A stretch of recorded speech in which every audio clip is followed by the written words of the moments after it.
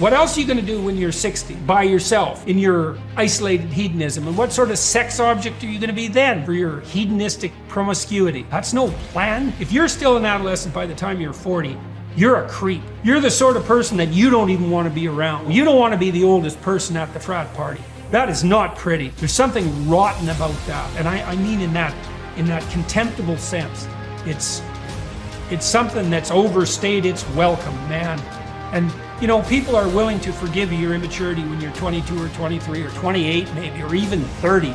But man, if you're still playing that game when you're 40, you are not a happy person. And you're going to be motivated to go out there and make everyone miserable. And so grow the hell up.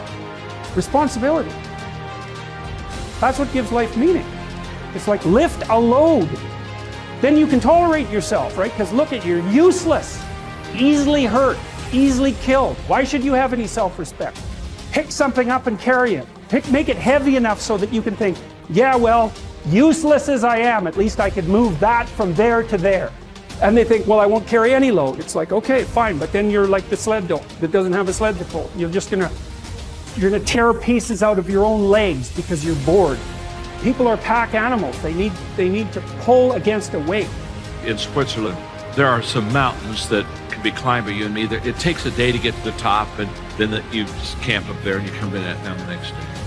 About halfway up the mountain is what they call the halfway house. Halfway house, halfway up the mountain. So a group of people starts off with a guide in the morning, and about noon, you're kind of tired. You've been walking now for 4 or 5 hours, and you're coming up to the halfway house, and it's just a wonderful sight.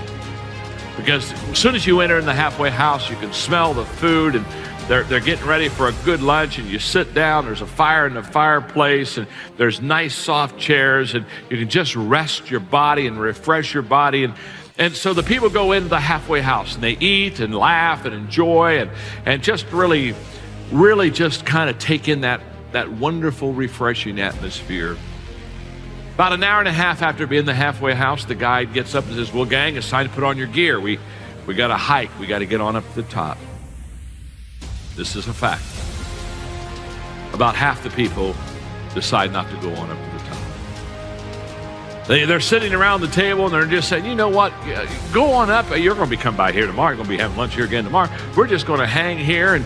And so the people that want to get to the top, they put their stuff on and they kind of leave. And the rest of the people sit behind. They eat a little bit more food, get around the piano, sing some songs, get around the fireplace, enjoy the fire, warm themselves by the fire. And play games all afternoon, kind of enjoy themselves. But about 4:30, 4:45 in the afternoon, without anybody saying a word, people who stayed in the halfway house, they slowly go over to where the window is, the big window, and they start looking outside, and they start looking up the top of that mountain, and as they look at the top of that mountain, they see their friends. Their friends are now getting the tents out, and they're getting ready to prepare for the night, and it becomes very quiet, very somber, because everybody in the halfway house realizes the mistake they've made. They've sold their mission for a little bit of comfort for a few hours.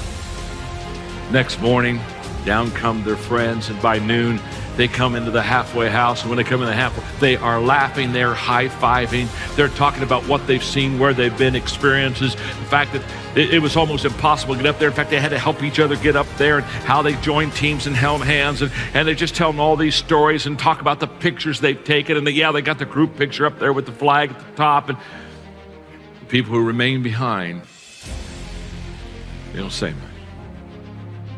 They just eat their lunch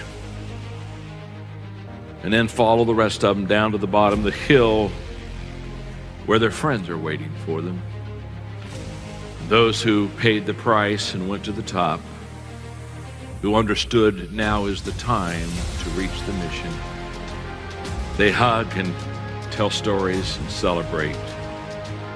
And the others, they just kind of slip off and get in their car and go home, because they realize they're never going to be what they wanted to be. They're never going to see what they wanted to see. They're never going to do what they wanted to do, because they failed to realize when they're at the halfway house, now's the time to rest, and they go on.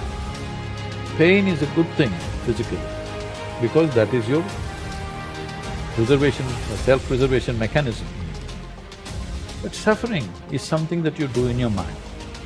So pain that happens in your body, you take it in your mind and multiply it 1,000 times or 1,000,000 times, depending on how capable you are or how stupid you are, and suffer it 1,000,000 times over.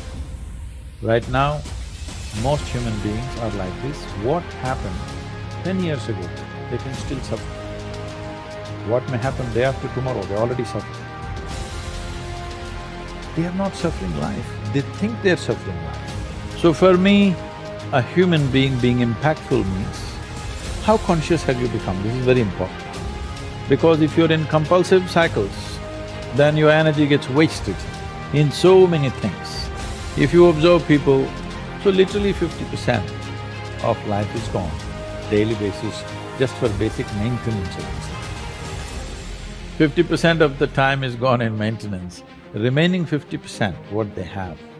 If you look at every single move that they make with their body, their thought process, their emotions, you will see a whole lot of it is happening in compulsive cycles. Your experience is entirely between you. This is what the word karma means, unfortunately. Is it means something else here? Karma means action.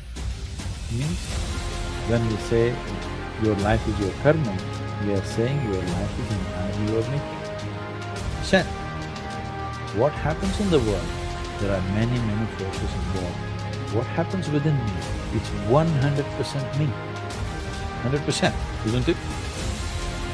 If you don't take charge of this, then you're an accidental life. When you're an accidental life, anxiety is very natural. Naturally, isn't it? Suppose you're driving accidentally, that is, you don't know what's happening, and you're simply somehow going. Anxiety is natural or not? Yes. Any accidental movement creates anxiety. So this is why consciousness means this, that you have taken charge of the instruments of life, which on most fundamental level is our physiological and psychological space. You've taken charge of this. Now your health, your happiness, your joy, your ecstasy, your misery, everything is in your hands. You exercise them as you want. The most important thing is to work upon yourself. What does it mean by saying working upon yourself physically? Just set up small goals for yourself for the next few weeks. Suppose you're 18 for the last 30 years. When the first time when you became 18, if you did bend down, how far would you go? At that time, maybe it went all the way to the floor. Today, maybe it's like this. Just see if you can go 6 inches more. When you were 18 years of age, how quickly you went up a staircase. Today, how you're plodding up the staircase. See if you can improve it by 10, 20%. 20 improvement in the next 2 weeks. Just check your picture when you were 18 or below, how you would stand, how straight you were. And now, if you become like this, straighten yourself up a little bit. Look further back, what kind of smile you had when you were 6, 8, 10 years of age. See if you can get 50 of that back on your face all the time. Not by simply grinning a plastic smile, but bring that magic back into you. If you cannot do anything fantastic, at least you must be a pleasant piece of life on this planet. This is something that you owe to yourself and to everybody who lives around you. This you must do. So, set up your own kind of goals and see. It's not difficult, I'm telling you. Just needs little attention. Right now, people think they're carrying the world on their head. No, no. Just in case you are in Sirashasan right now, and you take a picture and turn it around, it looks like you're carrying the planet on your head, but that's not the truth. Whether you are on your feet or on your head, the planet is carrying you, and it's spinning by itself. Day and night is happening by itself. Seasons are changing by itself. Sun comes and goes by itself. Really, there's nothing to do. These few weeks are for time for you to realize everything that is significant in the universe is happening by itself.